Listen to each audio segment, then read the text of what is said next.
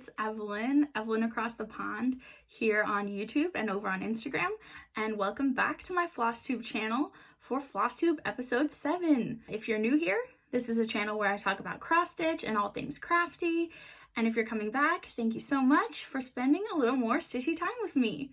It is April 3rd, 2021. It's a Saturday afternoon.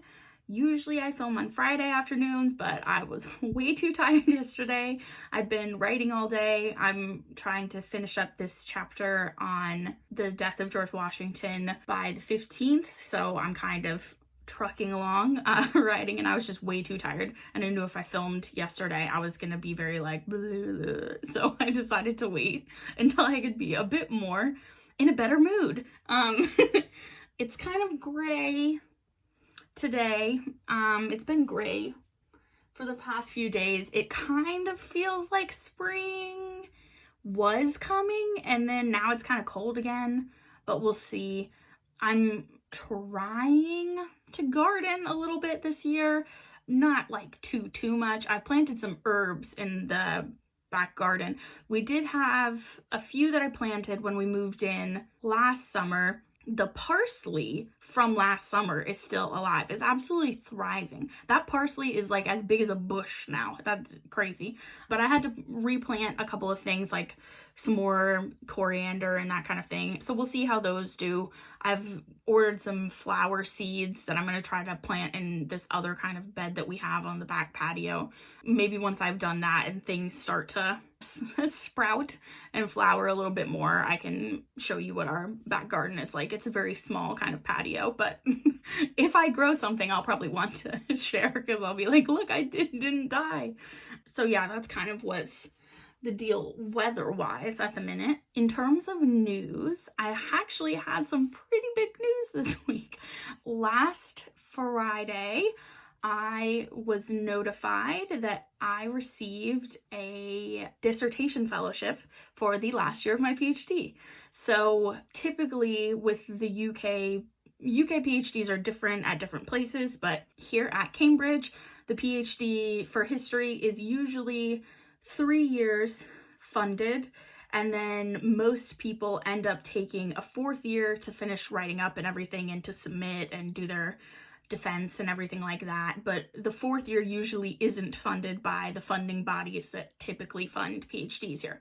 So I've only had 3 years of funding, but due to COVID and the fact that it's just very hard to do a PhD in only 3 years, I'm going to be going into a 4th year.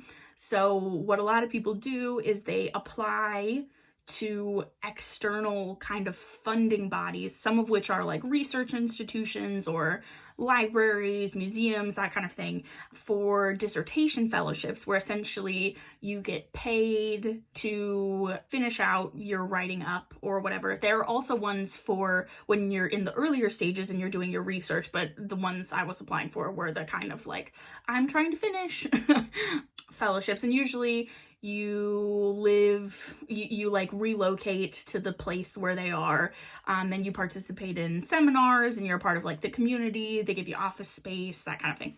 They're very competitive and really hard to get, but I was notified that I received a dissertation fellowship from the McNeil Center of Early American Studies, which is at the University of Pennsylvania. And so in the fall, I will be going there for 9 months. They're giving me office space, I'll get paid, and I'll get a chance to finish writing up the rest of my PhD, because my hand-in date is September 2022. So I have a little ways to go until then. But so that was very exciting news. In terms of like how I'm planning to do this, it's temporary. So I'm not like moving away from the UK or anything. It'll just be for the academic year during the terms or whatever. So from like September to May. And Nico will be coming to visit me over Christmas and everything, and we'll be with my family for that. He also has a 1-month fellowship at an archive in Virginia, so he'll be coming a little bit earlier as well for that. And then in the spring, I'll probably come back here over spring break and things like that. And then I'll be back in the UK as normal in May. Sometimes people's spouses or partners relocate with them, but because Nico has a postdoctoral fellowship, which is basically one of these, but that you get after you already have a PhD, which some people do either when they're working on a new book or something and they need time for the research without teaching, or they get one sort of in order to kind of help them along the way to getting kind of a tenure track position or something like that. Anyway, Nico has one of those here at Cambridge, so he kind of needs to stay here for that, and also to like keep our house and stuff like that. So we'll be doing a little bit of long distance for a bit, but it'll be fine, and we'll get to visit each other over the time. And again, it's only temporary, so it'll be okay. It'll be weird to do that after COVID when we've been together 24 hours a day for over a year, but but I'm still very excited. I think it's going to be really cool. In terms of how it will change my Flosstube channel, it won't change my Flosstube channel at all. I'll still film every 2 weeks or whatever. The only thing that might be different is that I'll be getting haul from different places, because since I'll be in the US, I'll probably be ordering from like 123 Stitch and stuff, or from some Etsy stores that don't have great UK shipping, but that are US stores that I've been wanting to get their stuff from. So that kind of thing. So you might see some new stuff in that sense. But yeah, I'll be in Philadelphia, for anyone who didn't know where the University of Pennsylvania is. I have been in Philadelphia before. I did 2 other short-term, like for a month or 2, research fellowships in Philadelphia in 2019 and in early 2020, pre-COVID. So this will be the first time that I've gone back, but I think I'll only be there alone for like a month or something before Nico comes over for the first time, so it'll be okay. So yeah, so that's my big news. Still no word on my second vaccine, although I think either next week or the next week is like my 10 to 12 weeks block starts. So hopefully I'm getting a message soon, and then maybe we could go do something outside somewhere. I'm still technically I think my shielding is officially stopped now. They had extended it to March 31st, but I think it is over now. But I'm still trying to be not really leaving the house until I get my second shot. So fingers crossed that will be soon, and that Nico will get one soon, and then maybe we can see some of our friends this summer. So I don't know, trying to stay positive. It also does feel weird to be like making plans like I'm going to be leaving next academic year. It's like, how do I know if that's going to happen or not? Even in the like award letter, they were like, we think we're going to be in person next year, in which case you'll need to, relocate to the center, but nobody relocated this past year, so we'll see. So we'll see. This is all COVID pending, the fellowship's not COVID pending. Me going to it is COVID pending. It might end up being that like the first part of it is remote or something. We don't really know enough yet. But anyway, that is my big news. It'll be really exciting to be around other early Americanists, to spend a bit more time in Philly. Actually, I have already, as you all might have guessed, been looking up cross-stitch needle workshops around the Philadelphia area. I haven't really found that many. Maybe I'm not looking well. If any of you are in the Philly area, can you tell me like where you go for your LNS, or do you just use ONSs and stuff? I know there's a needlepoint store in Rittenhouse Square, but it's hard to tell online whether or not it's like a needlepoint store that's cross-stitch friendly or not, because sometimes, needlepoint stores don't have much of a like cross-stitch kind of selection. So yeah, if you guys have any tips, let me know. Obviously, I'll have to probably take a second suitcase just full of my stitching with me to Philly, because especially if Nico won't be with me the whole time and stuff, I'm gonna need things to entertain myself in the evenings. So obviously I'll like hopefully make friends and go out to dinner and things if the world includes dinner at that point, right? You know, the world hasn't included that for the past year, but maybe. But yeah, anyway, so that's kind of my big news. So let's get into the video. I don't have as much stitching to show today, but I do have, as you might have guessed from the thumbnail, one very, very exciting FFO. So hopefully it'll be fine that there's not too much else stitching wise. Let's do material minute first. Oh wait, no. I want to show you something else first. So as you might have noticed, I'm wearing a t-shirt today, and that is because I bought a cross-stitch t-shirt and I wanted you all to see it. So let's see if I can get up. So my soul is fed with needle and thread. How cute is that? Isn't that cute? And it's like a little, just like a regular t-shirt. I got this off of Etsy from Click My Clobber. Interesting shop name. I will link it in the description below. I believe it was a UK shop, and they did have it in multiple colors, but I kind of liked the black. And I really liked this font, and basically because I sort of, to celebrate the McNeil Fellowship, I like bought myself a few treats, and one of them was this shirt because I kind of wanted a stitchy shirt to have with my loungewear, so I thought I would wear it in today's video. Okay, material minute. So this week I've gone for something needleworky again, but instead of a sampler, this is a silk embroidered picture, and I just thought it was really beautiful, and there's some interesting techniques in here, so I thought we could talk about this. So this silk picture was made by Sally Baxter in Yarmouth, Massachusetts in 1802, and it's called Plenty. So silk embroidered pictures were a bit more difficult than learning embroidery through a sampler, where you're basically learning the stitches.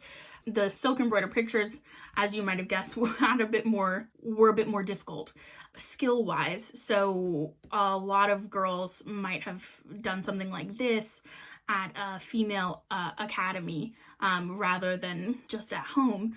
And these became especially popular in the early 1800s, this kind of style of silk picture. And the subjects of these often had classical or biblical or other kind of historical references, as well as mourning pictures, like I think I've shown you before on some other pieces.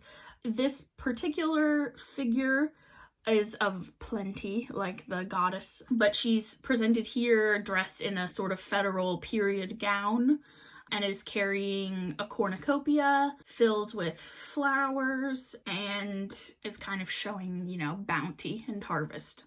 The picture is worked on an ivory silk satin ground fabric and then with silk thread.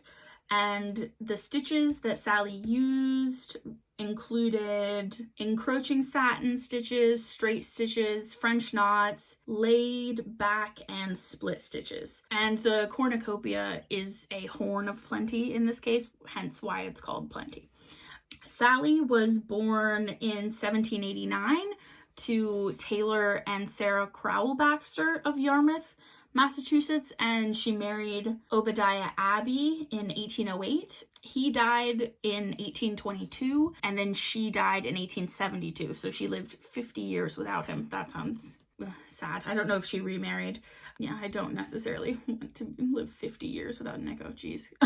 Anyway, so yeah, so I just think this is really beautiful. And one thing that I wanted to say was, I don't know if you can tell, but a lot of these silk pictures, especially as the first decades of the 1800s creeped along, began to be mixed with paint. So if you can see here, her face and hair and skin is all actually painted rather than stitched, as well as in some other examples, the background will also be painted. So like the sky will be blue and white or something like that. And I think that's really interesting because, you know, so many of us now focus so heavily on like full coverage stitching and making sure that like the back is you know, completely stitched and everything, whereas a lot of it's just funny to think about.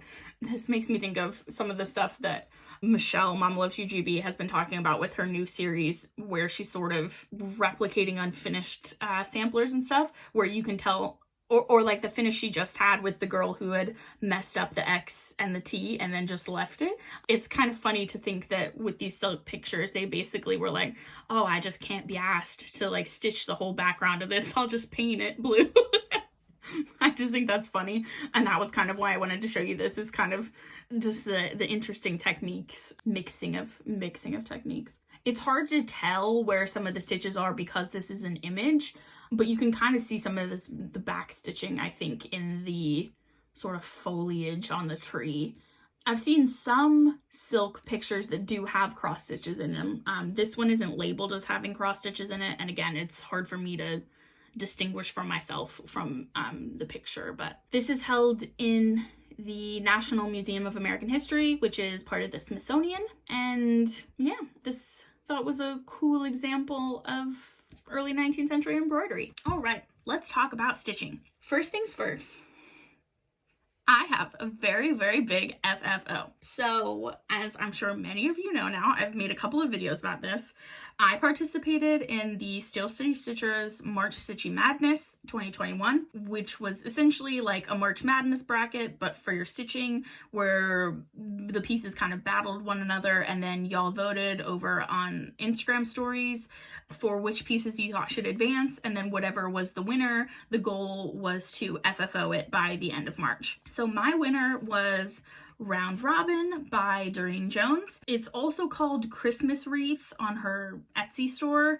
I'll have both the Reedley version, which is Round Robin, the one that I stitched from. I'll have the magazine issue for that listed in the description, but I will also link to the Etsy pattern if you just want to get the Etsy pattern because you're not like a Reedley subscriber or whatever.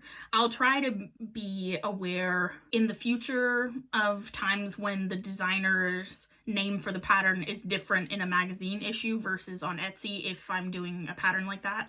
I know I had that same sort of thing happen with the Stitchrovia tray that I stitched, the sewing tray, that had a different name between the two. So just in case, because I've had a few people message me, like DM me over on Instagram and say that they couldn't quite find this chart under the name Round Robin. So I think on Etsy she does call it Christmas Wreath, but anyway, besides the point.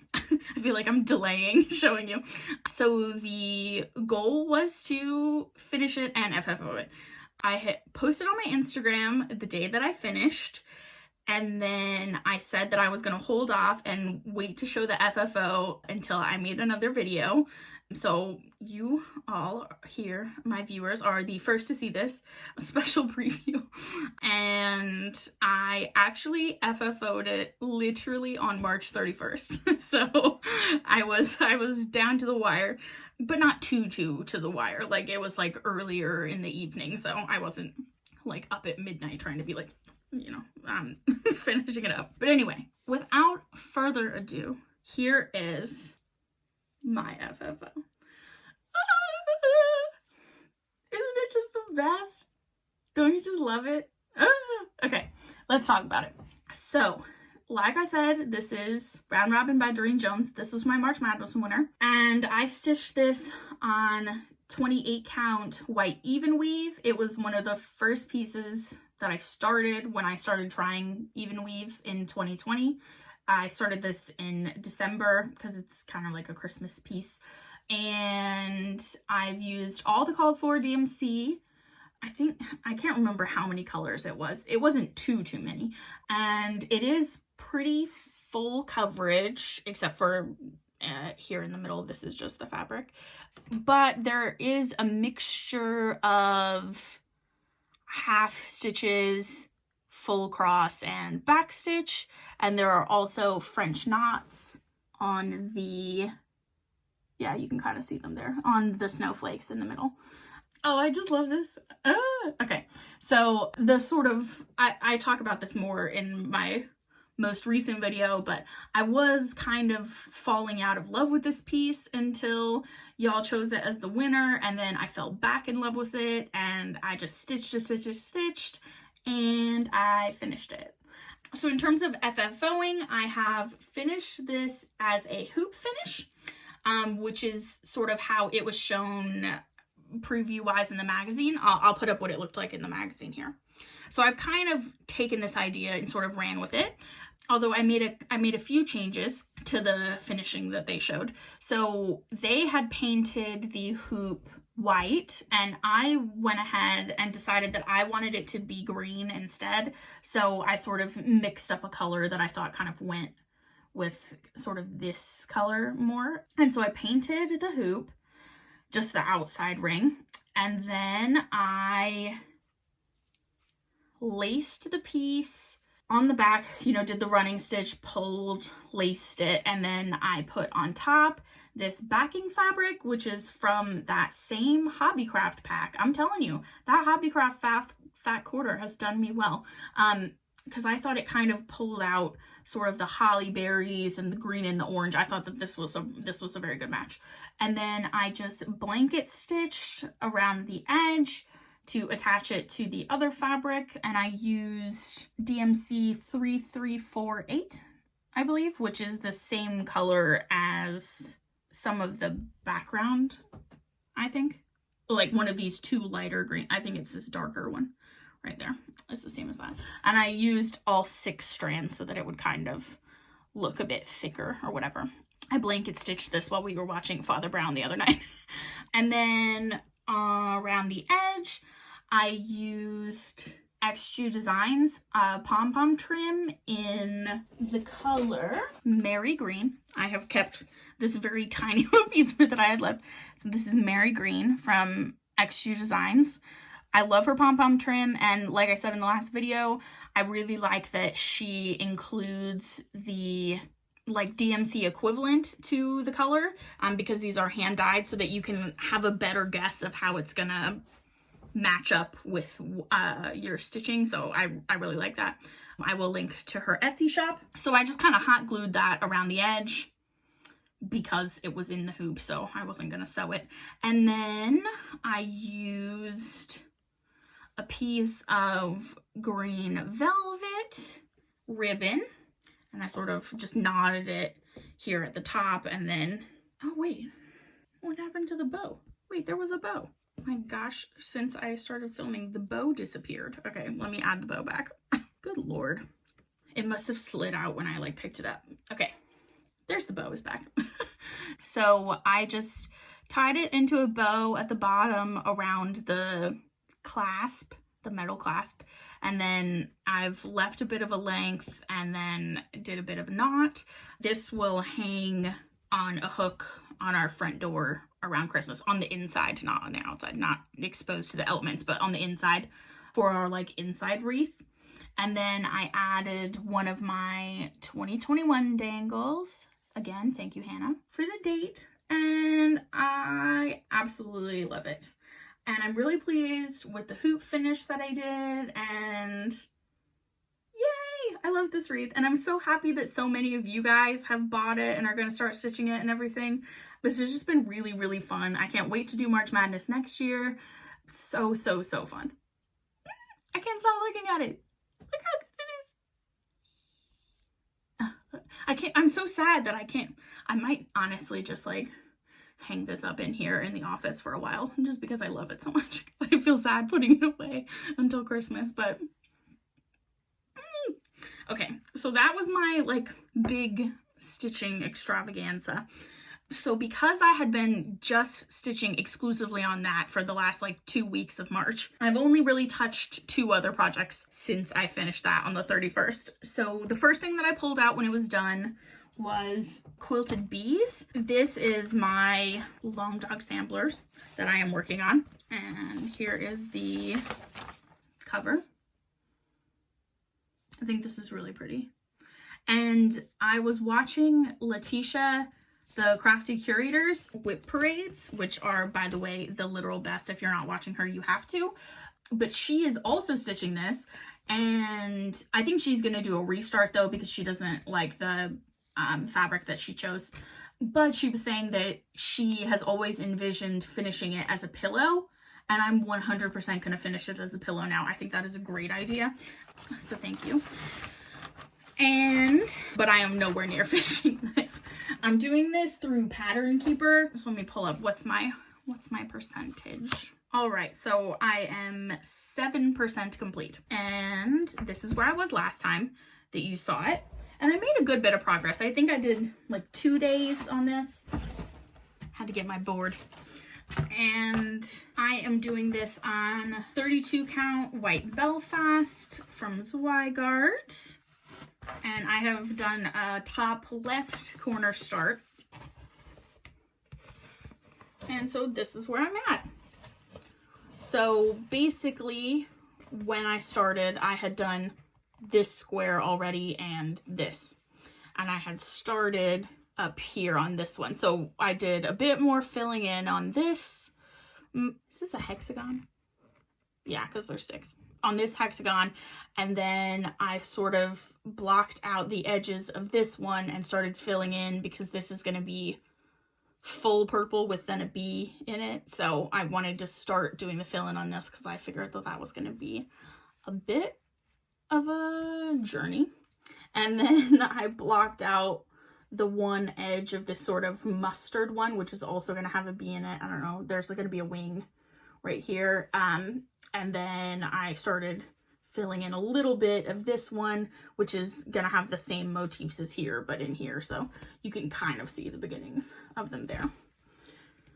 This is about like 800 stitches I think I put into this. Just trying to kind of block out some of these blocks so that I can kind of get a bit more of the top left corner done.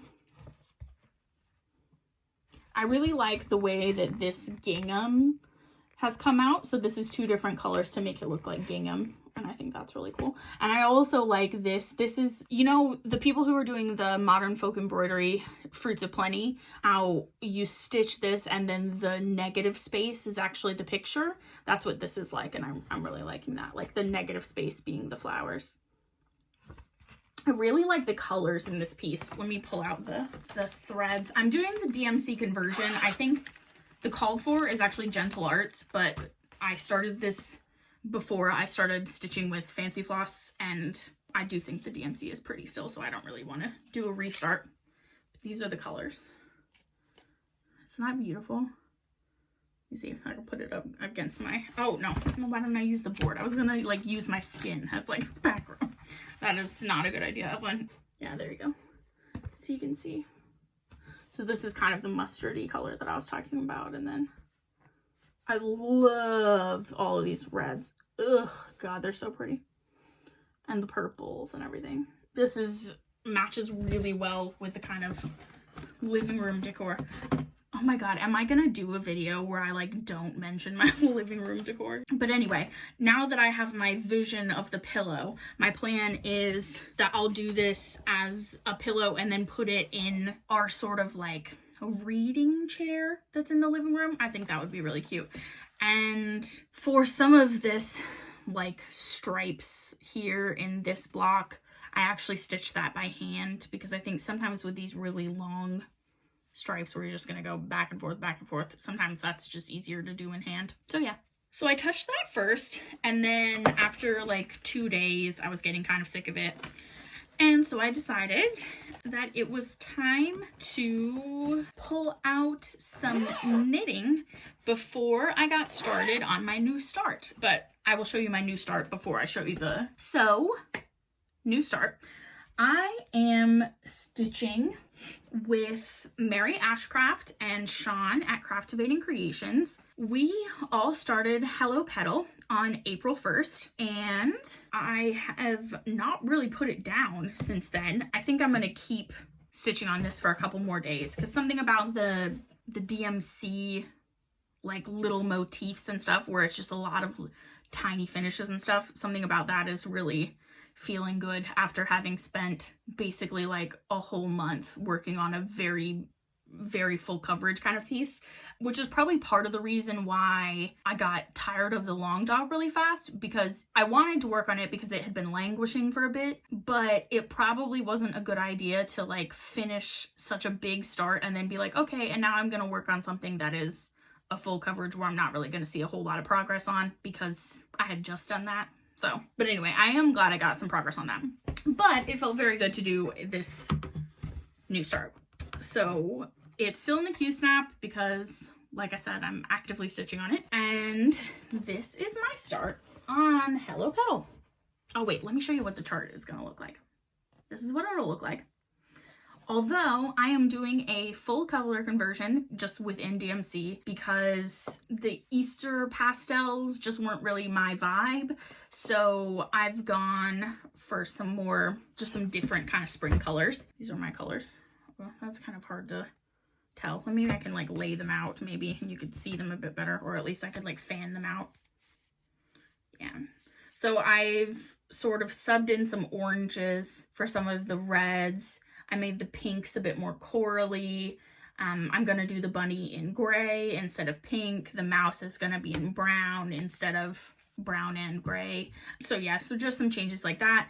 I can share the colors I use at some point, but I want to wait until I've done all of it to make sure that it looks okay before I like tell you the colors that I used. And I can't really show you what my conversion is gonna look like yet because I've essentially just colored on top of the regular chart and I'm following that. And if I showed it to you, I would show you the chart. So you're kind of just gonna have to go with it as I stitch this. But without further ado, here is my start. So I have started sort of at the bottom of the tree. Right here is where the actual like tree part starts, like the branches and stuff start right here. So we all, or well, Sean and I both started with the daffodil. Mary had to delay her start a bit because of fabric, so I don't know if she's going to start with the daffodil, but Mary, start with the daffodil. It would be fun. Join us. Okay. Anyway, so I started with the daffodil. In the original, this was red, and I've done an orange, and I've picked a different darker color because there are 3 greens in the chart. And the darkest green in their version, it's a bit more blue of a green, and I wanted a bit more green of a green. And then I've started on the bunny over here. The mouse is going to be right here, and then the chick is up here. I'm not changing anything on the chick. And then instead of the light blue here, I've used a light pink, like a peachy light pink. And I've done couple of these little petals and leaves and things. I've started on this bigger leaf right here. I did this one, and then I'm starting on one of the eggs, but instead of doing Easter eggs, I'm doing bird's eggs. So this first one is kind of like a cream egg, and then there'll be a brown one, and then a robin's egg, like blue with little brown speckles on it. And so that's my start. I did have, unfortunately, the frog visited last night because I had done this leaf. I had like missed an extra block or something. And so then when I counted this branch was off. So I had to pull the whole branch out, fix this leaf, and then do the whole branch again. So that kind of slowed me down on my Friday night Flosstube watching stitching extravaganza, but that's all right. I managed to fix it all within last night, so it's not carrying over into today. And right now I'm in the middle of this egg. And actually this is a little bit of haul, but I will show you now. So like I said, I got this shirt as one of my reward things, but I also, as my, treat yourself, but I also treated myself to this needle minder, this Harry Potter needle minder. It says Polyjuice Potion, and then he has like a little disguise on because Polyjuice makes you, get a disguise and like makes you seem like you're someone else. And something about the little mustache and glasses, this is just the cutest thing. It's so funny. I love it. And also it's a really strong magnet. Like, I don't know if you can hear that, but it's proper strong. This just came in this morning, so now I can show it to you. I got that from Just So Heavenly off of Etsy. Let me see, is that focusing enough? Yeah. But I will link this below. Nice shipping. It came in a cute little package. I liked the little packaging. It was cute. So yeah, this is what I'm working on. I think I'm gonna add in a bit more of the petals and stuff and some more of these leaves and things, and probably a little bit of the branch down here just so that I know where it's gonna sit. And then I'm gonna try to do the bunny and the mouse and then kind of move upwards. The colored leaves, because usually Sally has within the trees, there are like the green leaves obviously, but then there's usually other leaves that are colors that are in the chart. And so one of the ones that this chart is supposed to have a purple leaf and a blue leaf, and I'm gonna do a pink and a blue, but the blue is going to be the same as the robin's egg blue, so it's a different blue. Basically, I just want to get a little bit of the blue on here so that I can see what it's going to look like with it. But yeah, so this is my start on Hello Petal, and I'm stitching this on a 28 count casual linen from Zweigart in just white, because I want to do all of the trees on white, because I'm going to do all of them, and I need to do them all on 28 count because I did Hello Dear on 28 count, but that was even weave, and I'm switching to linen, but I want them to be the same size. So, and I'm going to finish them all the same way with my like easel finish with the pom-pom trim. So once I get more of this done and I can kind of see whether or not my color conversion is going to work, then I will start looking for pom-pom trim. That's all the stitching that I've done. I haven't gotten a chance to start on my part 5, I think, of the Frosted Pumpkins wreath, but I'm hoping to do that maybe next week or something. Basically, I'm gonna stitch on petal for a bit until I'm tired of it, and then I'll pick up my wreath. But since I had just done the robin wreath, I didn't really want to like just do another wreath automatically. I wanted to work on something else for a bit. But like I said, once I had finished robin, I kind of wanted to not stitch for a bit because I had been stitching so much trying to finish it. So I picked up my knitting. So I will show you that. This is my same knitting project. I feel bad showing you guys this every time because it's just like, it looks the exact same, but just like an inch longer. But anyway, this is the Good Times blanket by Wool and the Gang, using their Shiny Happy Cotton in the colors Jog Gray, Cameo Rose, and White Noise. If you want to see the little unboxing that I did of this when I first got the kit, because I got the kit from Wool and the Gang, I put that in one of my earlier videos. I will link it here in case you missed it and you wanted to see like what it looks like when you order a kit from them. I did get this on sale, but I still really enjoyed it and would recommend the kit. So this is where I have got to. So I'm working on the pink stripe, and as you can see here from my stitch marker, I did about sort of the same amount of the block again up here. So I am approaching, I'm like probably halfway through this block, I think. And this is all in garter stitch. And yeah, I was just kind of plowing through this. I really like how slipping one purlwise makes the edges look so even. I like that. And yeah, this is just color blocking basically. But yeah, this is my blanket. It's gonna take me 100 years to stitch this, but I am enjoying it. And speaking of knitting, last video y'all were super helpful on my like knitting needle debacle, and I really appreciated all of the advice on needles and like starter sets and that kind of things, and like splurging on the chiagus and all of that. And I have happy mail with regards to this topic. So in the comments on that video, I got a comment from a lovely member of our community named Sarah, and she said that she actually had the Knit Pro starter needle set plus a couple other Knit Pro needles, and she wasn't going to use them because she found some other ones that she liked a bit more, and did I want to have them as a gift to be able to try them out free of charge. And I was like, oh my gosh, that is so generous. And so she sent them to me. So she sent them with this little card, which is really pretty, and a cute note. And here is the Symphony needle set. So it came like this, and then here is the actual needles. And these are the interchangeable Symphony ones. And so I have basically like a sock needle. So this is a 3mm, a 4mm, a 5mm, and a 6mm.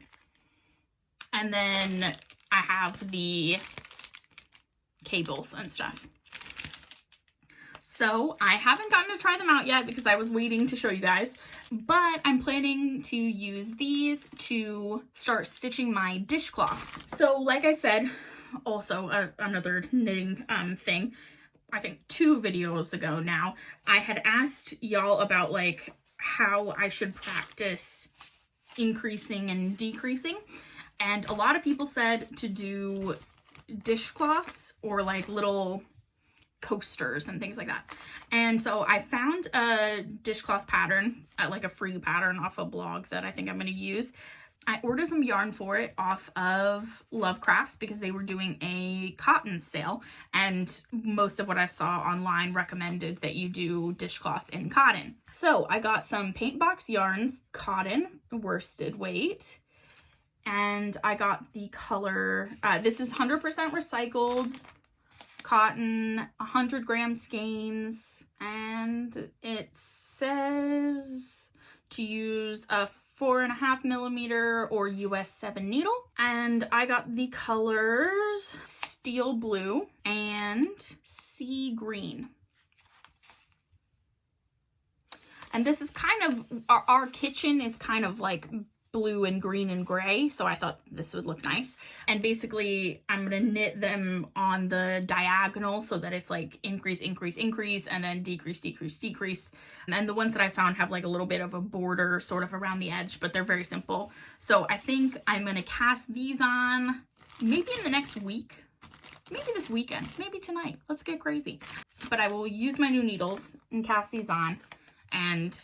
I'll cast on one of them, and then once I've done it, then I'll do the other one, so that one of them will at least be better than the other one, probably, because it'll be a bit of a learning curve. But I'm excited about this, and then we'll kind of see where I go from there. I think after that, I'll probably do a hat, because that was the next recommendation for practice with doing it. It increases and decreases, but in the round. So I think I'll do a hat. And then once I get to that point, I might try to do socks. I might try to learn socks. But I want to practice my skills first. That was all very exciting knitting news. And then for the rest of my haul, so part of my haul was like an extra crafting endeavor. So let me save that till the end. Let me just show you the other little tiny stuff first. So obviously I bought the stuff to FFO round robin, which included some paint brushes, some acrylic paint, and a little plastic palette. I'll link all these. I just got all of this from Amazon. These were actually pretty good quality for how cheap they were. I think it was like 10 pounds, so less than $15. And you got a lot of colors, and it felt like pretty good quality acrylic. And I liked the extent of the colors, because a lot of the other sets that I saw were like, they only had the primary colors or something, and I was like, oh, I don't want to like mix every color.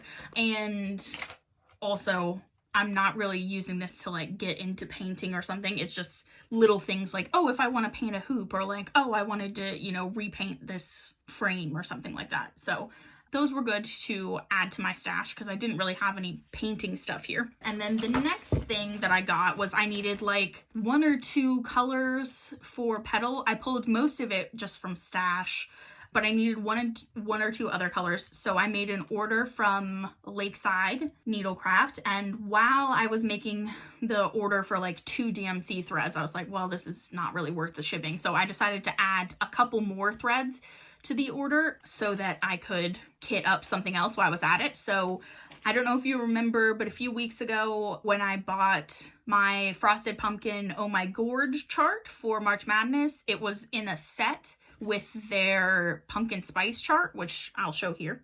And so I already have this chart in stash, and I was like, it only needed a couple of threads that I didn't already have. So I thought, well, I'll just kit that up, and then whenever I feel the need to start another very small, then I'll have the threads already. So I just got some DMC and Classic Colorworks Embers, which is a really pretty kind of like burnt orange. Or well, it's not really burnt, it's more of like a bright orange. This one is the burnt orange. This is just rust.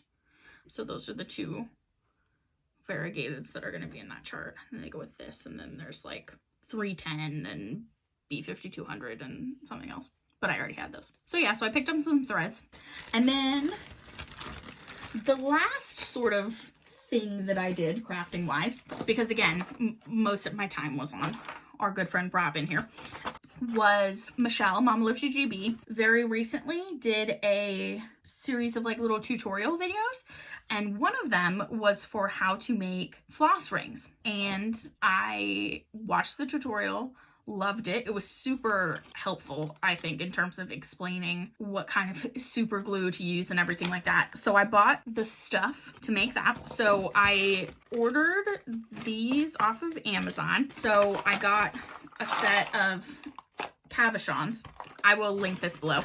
But basically, it came with several different shapes and then with the glass as well. So, and they were separated. So here's like the teardrop shape and then the teardrop glass, and then it fits in like this.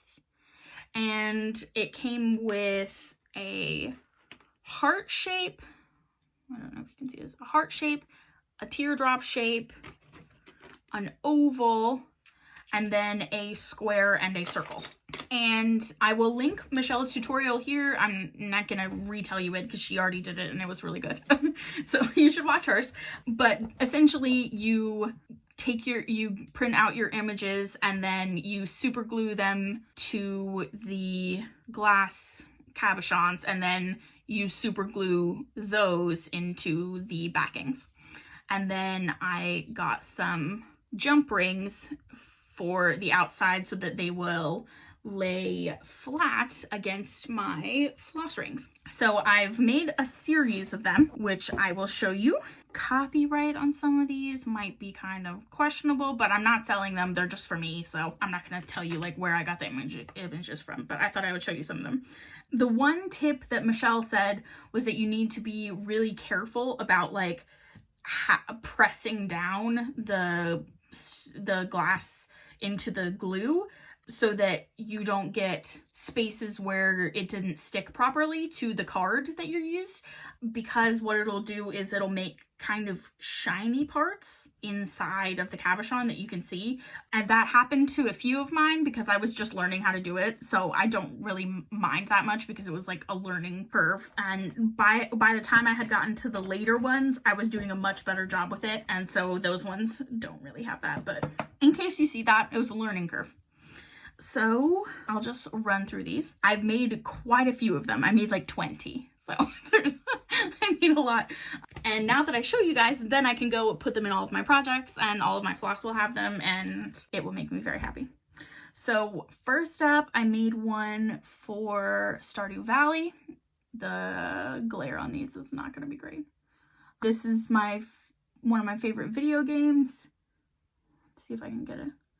And this is like the cover screen. And this is when the square shape was like. And then I made one that is the Marauders map from Harry Potter. And I made one of my favorite picture of me and Nico from our friend Clem and Ed's wedding. Oh, it's so glary. There we are. That's my baby. And I made one of the No Stamp Act teapot from the 18th century, sort of in honor of my career. I've written about this teapot before for some articles. So, and I did one that is from the original artwork for the US version of the Harry Potter books. So this is Harry at the Mirror of Erised by Mary Grandpré, I think is the name of the illustrator. There was a different illustrator for the UK books, but this is from the US books. And I was an American child, and so I had the US ones. And my last of the square ones, I guess I'm going in shape order. My last of the square ones is Edward Gorey. Oh, crap. From the beginning of Masterpiece Mystery, the Edward Gorey cartoons that play before Murder Mysteries on PBS, because Murder Mysteries are my favorite. So I thought that was cool. And I really like those cartoons. His art style is really cool. And then let's do the circles next. So this is the William and Mary cipher, because I went to the College of William and Mary for undergrad. I did one that is the University of Cambridge crest colors. Those are kind of my uni ones. I did, or well, there's two more uni ones, sort of. I did one that's of King's College Chapel, which is like, this is the most sort of recognizable building in Cambridge. The glare on these is horrible. Yeah, whatever. Oh, that's better. Okay, there you go. I'm literally like hunched like this, trying to make you see it. But anyway, that's King's College Chapel. And then I did one of my logo, Evelyn Across the Pond, that my sister did for me. I will link her Redbubble, her website, and her Instagram below. My sister is a working artist. She's a playwright, an actress, and a artist. She does graphic design, she does oil painting, she does acrylic, and she does commissions. So I will link her below. And then I did one of the Animal Crossing Nook leaves. I don't know if you can, is this gonna focus? Yeah, that you can see it a bit better there. Animal Crossing 2020 kept me going. I'm sorry, y'all. I made a lot of these. Like, really, this is probably boring for me to show all of them, but whatever. I made one of two owls kissing. Obviously, this is going on my I Forget the Rest. Oh, look at them. Look at these little owls in love. Oh, so cute. Actually, if you're looking for, like, you just need a smile, Google owls kissing, and there's like hundreds of pictures of owls kissing, and it's just the cutest thing. I was looking the other night when I was like looking for an owls kissing photo. I found this one and I was just, it lifted my spirits. I also did one of the map sampler that I showed you guys a few weeks ago, just for funsies, because I thought it was cool. And those are the heart-shaped ones. And then I did one, the swing, because I love this painting. I just think it's really pretty. I did one, this is the teardrop ones now. I did one of the Wren building at the College of William & Mary. This is kind of the most recognizable building at William & Mary. It is in fact the oldest, oh my god, oldest academic building still in use in the United States of America. Because William & Mary was founded in 1693. And we still use the building, whereas Harvard was founded earlier, but doesn't use its earliest buildings anymore. And like for teaching, like you can take classes in the Wren building. I had multiple classes in it when I was an undergrad. This is the Blue Ridge Mountains. This is where I'm from, in Virginia. I love my Blue Mountains. I miss my mountains. This is from the Join or Die cartoon that Benjamin Franklin did in 1754 in response to the Albany Plan, which was like pre-revolution, although a lot of people associate this with the American Revolution, but it was sort of in the lead up to rather than actually during it. But I picked the Join side, and also because there's the little V for Virginia. And the last three that I did are all Taylor Swift themed. If you know me personally, you know that Taylor Swift is everything. Folklore and Evermore got me through the last year. Lover got me through 2019. I love Taylor Swift. When this is all over, I really want to get tickets to go see her in her inevitable concert tour for Folklore and Evermore. I'm guessing there'll be one tour, but anyway. So I made some ones that have Folklore lyrics on them and Evermore. So this one says, "A marvelous time ruining everything." This is from The Last Great American Dynasty. These are all lyrics. If you never did listen to Folklore because of like the hype or something and you thought it wasn't going to be good, you really should try it out. Her songwriting is insane. Oh god, the storytelling. Anyway, I think Shiloh XHMD has made a couple of reels on her Instagram where she's used T Swift in the background as the music, and when I saw the first one I was like, she understands me. This one is from Evermore, I think, Gold Rush, and it says, "My mind turns your life into folklore." it's easier to read them in real life. It doesn't look quite as small of text in real life. And then the last one is from This Is Me Trying, and it says, I just wanted you to know that this is me trying. There's like trees. I really enjoyed doing this. It was fun to like learn the technique and everything. Obviously ones I make in the future would be better. And like I said, I'm not making these to sell. It's just for me. But thank you, Michelle, for doing that tutorial. That was super helpful. Hopefully in the next few months, I can also do Elizabeth Ann Stitch's project bag tutorials. I really want to do that. I just need to get some fabric that I want. There's some fabric that I've been eyeing, but it's some Moda fabric and it was a bit more expensive, so I needed to kind of like budget it in, but hopefully I can get that soon. And I can't wait to like put all of these on my little floss rings. Okay, well, that is everything I have this week. That's all she wrote, folks. This is probably going to be my shortest video in Flosstube history, just because I've been stitching basically on one thing for 2 weeks. But let me just bring it on again, because I know everyone loves this guy. I'm so happy. I'm so happy. What a great event. Kudos to the Steel City Stitchers.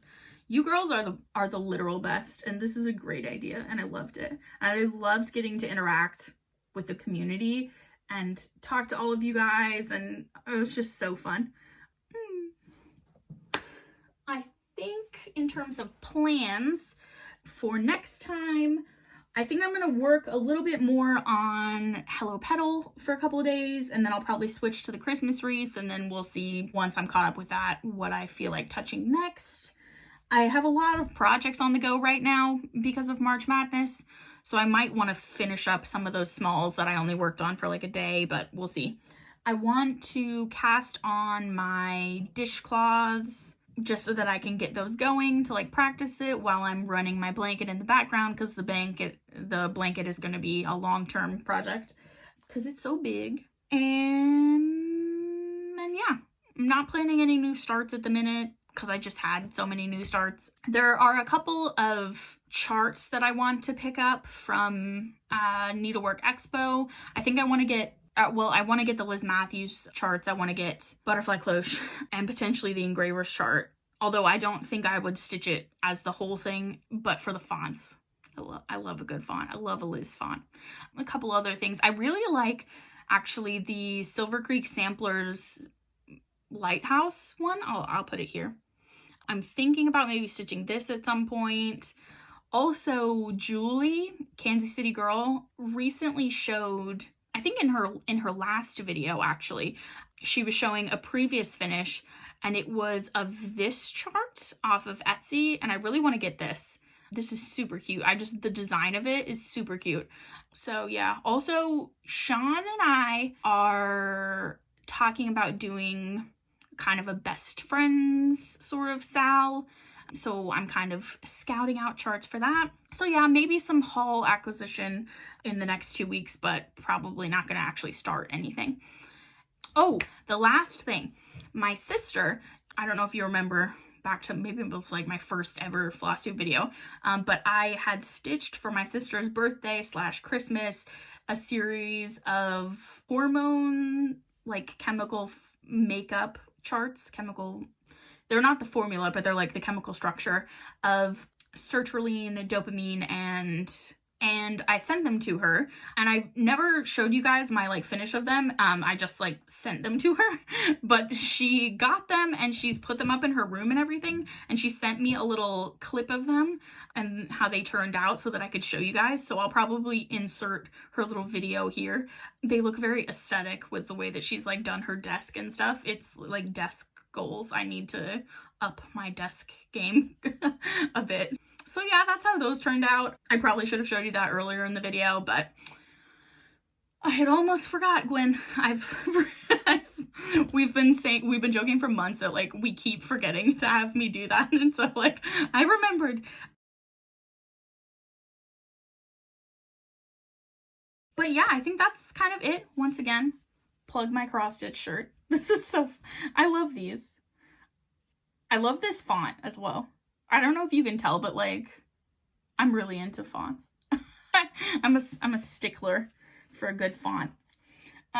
No, not how you say that. I'm a sucker for a good font, honestly. Okay, that's probably my sign that it's, you know, 5 something on a Saturday night and I probably need to have some food soon because my brain is starting to fry.